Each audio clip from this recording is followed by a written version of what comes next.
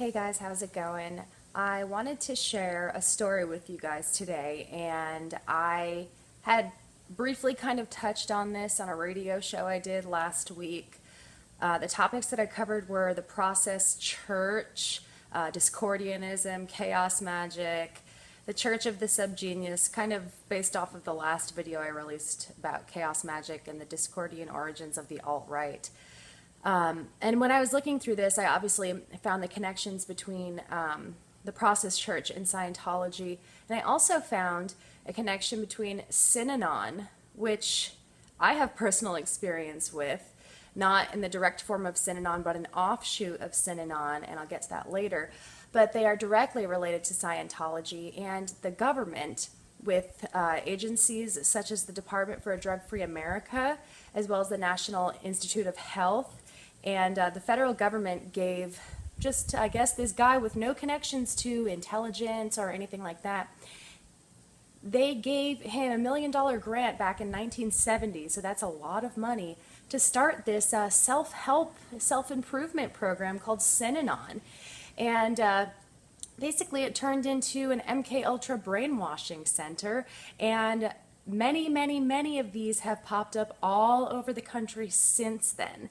You know, I hear a lot of people saying that, oh, if we don't win, you know, there's going to be brainwashing centers and they will forcibly medicate us, and oh, we're going to get sent to the gulags. But guys, they're already here. I was in one, and the video that I will link below, done by Deplorable Princess, she was in one when she was seven. And I really encourage you to go listen to her story, because she's a survivor of these institutions, just like many of us are. So many. You have no idea how common this is. I'm sure in the comments section I'm going to hear from a lot of you guys that went through the same exact thing. So I just wanted to briefly tell my experience. It's a very long story, but I'm going to try and condense it. So the kind of program that I was sent to, it was under the umbrella of the Worldwide Association of Specialty Programs, which funnily enough spells out WASP. And there were a lot of WASPs in that program, white Anglo-Saxon Protestant white people. And so these kind of programs, what they are, well, I'll start with the beginning, okay? I was having behavioral issues in school ever since I was probably 12. I hated going to school. I hated sitting down and learning lies all day. All I wanted to do was work on music and go to the music room and make music. I didn't really care about anything else. And I was very rebellious. I was diagnosed with ADHD because I would like fidget a lot in class, and I would doodle and look out the window, and I wouldn't listen, so they said I was oppositional defiant as well. And I was a little shit, I'm not gonna lie. I was out of control. My parents could not control me. I was starting to experiment with drugs at 14, you know. Ooh, I'll try that pill, I'll try this, you know, whatever I could get my hands on, basically, because I was so utterly bored and so utterly depressed. It's like, what do I have to live for? Why am I here? What is my purpose? My purpose is to just be famous one day? Like, what else do I mean, I didn't really know what the point was of being alive, and I was really lost. And so when I was 14 years old, even before then at 12, they had me start seeing psychiatrists because they just didn't know what to do with me. And so the psychiatrists put me on things like Ritalin, Concerta, Adderall. They tried about every single pill in the book to try and get my behavior issues to just go away, to get me to listen, to get me to stop, you know, being so rebellious and running away and not listening to the teachers, not doing my homework. So that's what they did to try and help me. And the medication obviously made me worse. And this is the story that I hear over and over and over again. You know, children, I've worked with children because I work with people that, you know, have these kind of issues. I've worked before in my past with children that were 2 and 3 years old on medication already, on antipsychotics, you guys, 2 and 3-year-old babies. So it's gotten even worse since my time. Deplorable Princess, as I said, was 7, and she was just dropped off there by her parents. See, they scare the parents and say, you know, your child will end up dead if you don't do this. And little did I know, now I know, that these psychiatrists were getting kickbacks from these organizations for scaring the crap out of parents and saying, you either send your kid to one of these programs or they're going to die and you're going to be responsible for it. So, like any parent that is brainwashed and not aware about what the intention is behind these places, they send you there. And my parents had me escorted there. That's what they called it. Two strangers woke me up in the middle of the night. I was 14, sleeping in my bed around 2:30 a.m. They woke me up, a man and a woman, and they told me to get dressed and come with them because we were going to Utah and I was going to stay there just for a little while. So I got dressed. I was really groggy. I didn't really know what was going on, and their car was waiting for me in our garage. And my parents gave me a hug goodbye, and they cried, and they said, "We're so sorry, but we have to do this to save you. We're doing this because we love you." And I had my little bag of things that my mom packed for me, like a couple CDs that I liked to listen to, and then they took me to the airport, and the woman watched me go to the bathroom. She would not let me out of her sight. She said that if I refused, she would put me in handcuffs. And these people are just random, like they're hired to kidnap children. And actually, I've done research into one of the most lucrative escorts, and he was a convicted pedophile and child rapist. So these people are paid to go and abduct your children, and you're paying for it because you think that's the only way to help your child.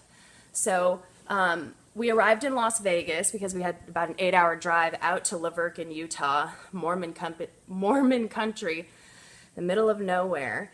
And they told me, this was before Christmas. They said, you're probably going to be out by after New Year's. It's just going to be a quick stay. You're going to get to play softball. You'll get to play all the sports that you like to play. You're going to have fun. You're going to meet new friends. And I thought, okay, this is really awful, but I'll just do whatever I have to do to fake it till I make it and get the hell out of there so I can come home and see my friends and get the hell away from these strangers that have abducted me. So we get there, and that's when the reality of what this place was really started to set in, and I can't even explain the feeling. It was like this pit in my stomach where I finally realized I'm going to be here for a very long time and I cannot leave. And the gates shut behind me. They had electronic gates, and doors were all locked, windows were locked, everything. I mean, it was a lockdown facility. And they took all my clothes away, all my possessions, all of the little trinkets that my mom had packed for me, like my stuffed animals and stuff. They took them. And I was not allowed to talk to anybody. I could not call my parents for probably 4 or 5 months until they knew that I was brainwashed enough to not tell them to please come save me. So what they do when you first get there, sorry. Okay. Sorry. I don't talk about this all the time. So, what they do when you first get there is they put you in an orange shirt. Well, before they strip search you. So you're naked in front of these people, and they ask you to squat. They ask you to squat and cough, and it's humiliating. And then they give you a chemical treatment in your hair, this nasty chemical stuff that they run through your hair, and it's awful and it burns. And then after that, they put you in the orange shirt, bright orange, like a jail prison jumpsuit kind of color, and they take away your shoes. You're not allowed to wear shoes because you could run. So you have to wear little slippers. And the only possession I was allowed to have was a water bottle that I could fill up once in a while when I had permission, and it got moldy so fast. We had to use the same plastic water bottle for about a month. It was so gross. I can still taste that mold. Like, it was disgusting. And then I sat down and talked with these girls who started to tell me, I've been here for 3 years, I've been here for 2 years, I've been here for 4 years, and I started to panic. I'm like, holy shit. And knowing my parents, I wasn't getting out of there until I did A, B, and C and checked off all the boxes because they were not playing around. So, I was, okay, so the therapy, right? You have your families, and this is what they do in cults. They replace your family with a new family. So you each have a group. It was divided up A through L or something, and that was your family. And there were 6 different levels, and when you're on level 1, you can't really talk to anybody because they think that you're going to all scheme together to, try and escape. Like, there was anywhere to go. We were in the middle of the desert in a bright orange shirt, and everybody knew what the center was. Like, the whole town worked there. There was nothing else around. So Yeah, there was point systems, and you would have to earn a certain amount of points to advance to the next level. There were 6 levels, and you would regain a little bit of your privileges back. So, once you obtain level 5 or something, you can shave your legs, and you know, that's about it. But we were completely cut off from the world. We were not allowed to talk to anybody. My friends all thought I died. Nobody had any idea where I was. My parents, I wasn't allowed to talk to them for 5 months. All of our phone calls were monitored. All of our letters were read, so we weren't allowed to say, please come help us. They forcibly medicated me there. A lot of people like to say that I'm psychotic, and that's why I was in this center, and that's why I needed medication. I didn't have a choice. They would make you take the pill, and you'd have to show them, in your mouth that there was no more pill in there, and they would really check. So you had no choice. And if you refused, you would get thrown into solitary confinement, and you would be left in there to piss and shit all over yourself in a cell. So I just took the pills and did what I had to do to get by. But I was so heavily medicated at one point that I was just drooling. I wasn't even conscious. I was way over medicated. And the thing that was crazy is if you wanted to get off the medication, the doctor only came once a month. And you didn't even know if he would let you get off the medication. So, they put me on everything imaginable. I don't even know how I'm still functioning. I have not been on psychotropics since I was in that program. And I will never go on them again. They are poison. And they are the things that actually cause the chemical imbalance. There's no scientific proof that says that there is a chemical imbalance that needs to be fixed with psychotropic drugs. That's completely bogus. And so while we were there, we were engaged. They had us do this thing called attack therapy or confrontation therapy, which was not therapeutic at all. It was a brainwashing technique that they did, that they actually got from Synanon, which got it from North Korean prisons, where they would brainwash people into communist doctrines, and that's what they would do to us. They would have everybody in the group gang up on you and yell at you and try and get you in trouble, and say you were raped, they would blame it on you. They would say that it's because you're a whore, because you dressed like that, you deserved it, and they would yell at us. I would walk into group therapy, and my therapist would, for no reason, just walk up to me, start screaming in my face and say, get the hell in there, and then he'd take away all my levels, all the hard work that I worked for, months and months and months of working and working and working, and he would just say, get into worksheets. And that worksheets was the place where you went in there and you weren't allowed to talk to anybody. You had all of your speech taken away. You could not talk at all. And they would just make us listen to books on tape all day and fill in little bubbles on an answer sheet, and that was it. You weren't allowed to talk to anybody. Everybody had to act like you didn't exist, so it was kind of like solitary confinement. And he just threw me in there whenever he wanted to challenge me. Yeah, and he was an Amerindian man, so I was basically mentally tormented by an Amerindian man who was so fucking ugly. I can see his face now, and I really wish I could see him face to face and give him a piece of my mind for all the mental torment he put all of us young white girls through. And yeah, so I was there for 20 months. It was awful. Towards the end, I had such bad Stockholm syndrome that I didn't even want to leave. I was purposely keeping myself there longer because I was terrified of going outside of those gates. I didn't even know how to handle talking to people.